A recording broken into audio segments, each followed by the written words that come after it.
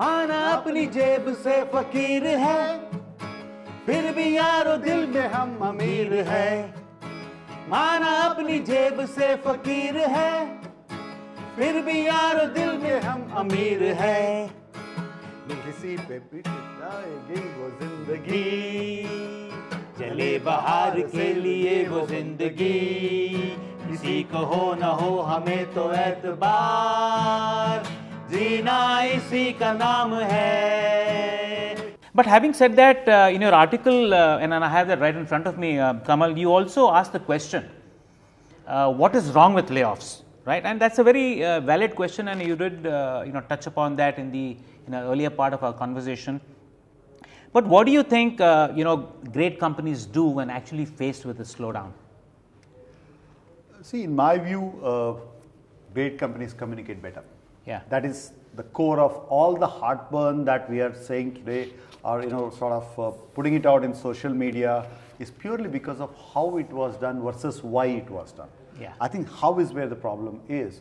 If you look at the largest retrenchments that has happened in the history, and so has been done by some of the marquee brands, Yeah. IBM, AT&T, General Motors, Yeah. thousands of people they were laid off. They are still great places to work. People still join those companies.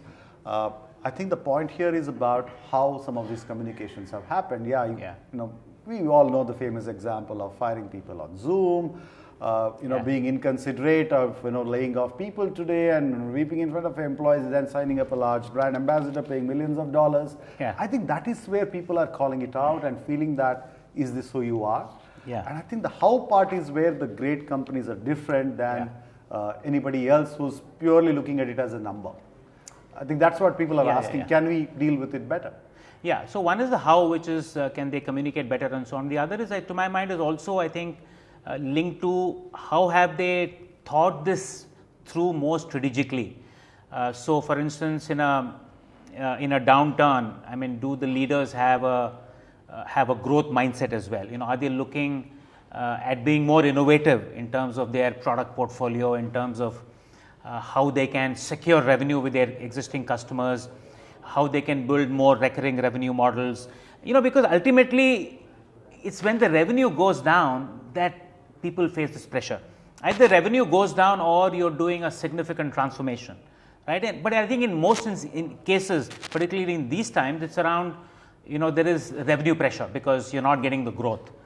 And I also feel that a lot of leadership teams are under a lot of pressure from investors to make those quick short-term cuts, right? I mean, so they say we need to cut operation losses quickly, and that leads to some of these challenges.